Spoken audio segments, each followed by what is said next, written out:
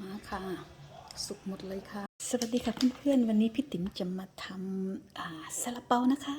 ซึ่งเราก็มีน้ำอุ่นแล้วก็ยีสต์มาเอายีสต์ใส่เลยแล้วก็แป้งส่วนแป้งนี้พี่ติ๋มใช้ของ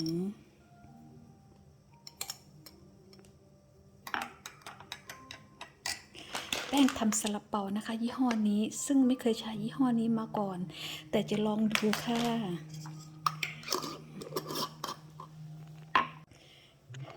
ส่วนแป้งนี้ก็2 คัพนะคะแล้วก็ใช้ชูเกอร์ประมาณช้อนครึ่งค่ะ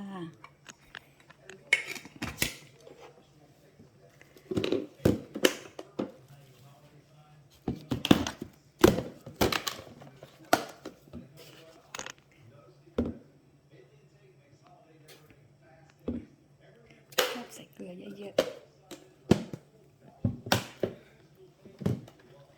น้องๆคะนี่ก็เคยทำซาลาเปามาแล้วครั้งหนึ่งก็บอกว่าอร่อยอยู่นะแต่ตอนนั้นเรายังห่อไม่ค่อยเป็นเท่าไหร่แต่งวดนี้ขอแก้ตัวค่ะเดี๋ยวรอแป๊บหนึ่งค่ะให้ยีสต์เรามันฟูขึ้นกว่านี้ว่ามันทำงานหรือเปล่านะคะมาค่ะเพื่อนๆพี่ติ๋มต้องทำยีสต์ใหม่เมื่อกี้ต้องเอาทิ้งสงสัยยีสต์เมื่อกี้มันไม่เวิร์คค่ะก็เลยต้องเอาทิ้งต้องทำใหม่เดี๋ยวดูก่อนว่าน้ำบางทีถ้าน้ำร้อนเกินไปก็ทำให้ยีสต์เราตายนะคะน้องๆต้องระวังกันนะคะ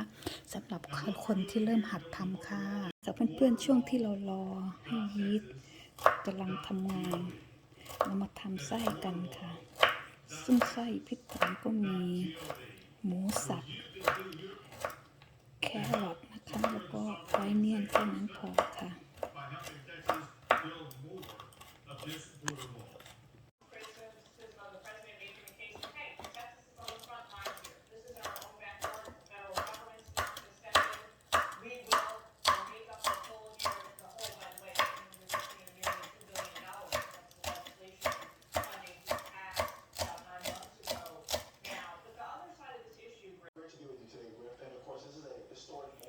พี่ติ๋มได้ใส่1 ช้อนโต๊ะ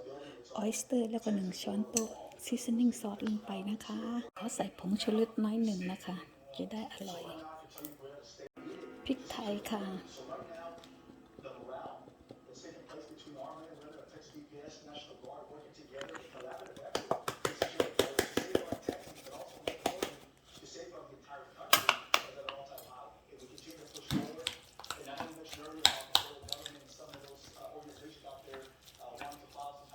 เห็นไหมคะยีสต์ขึ้นฟองเลยค่ะแสดงว่ายีสต์นี่เวิร์กนะคะ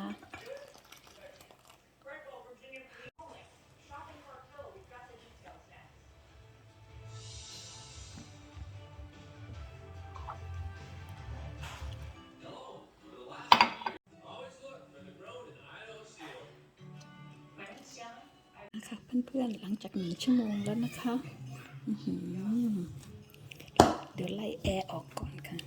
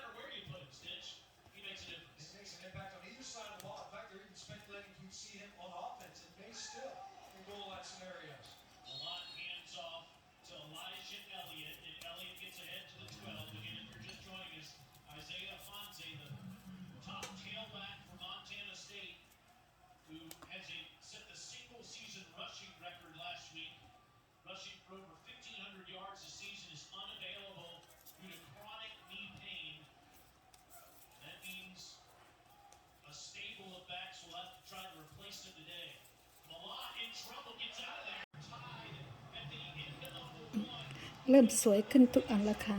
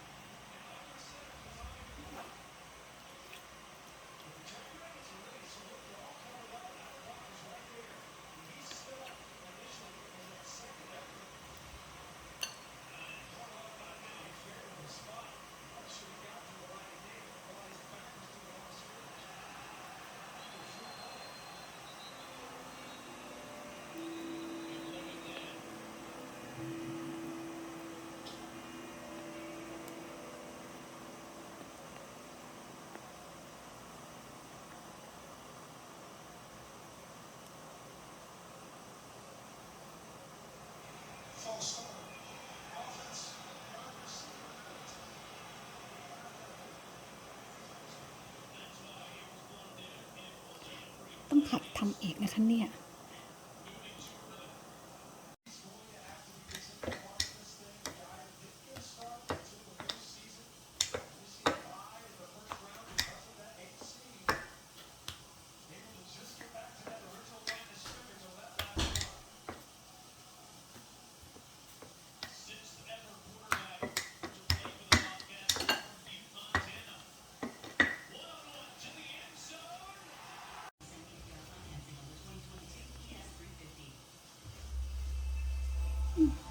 อันนี้สวยกับเพื่อน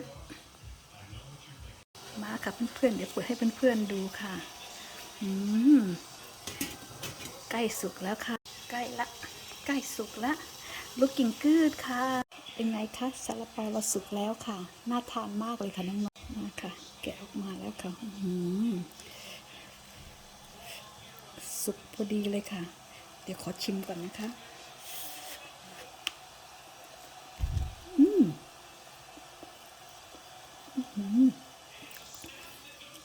แป้งออกมากำลังนุ่มพอดีเลยค่ะ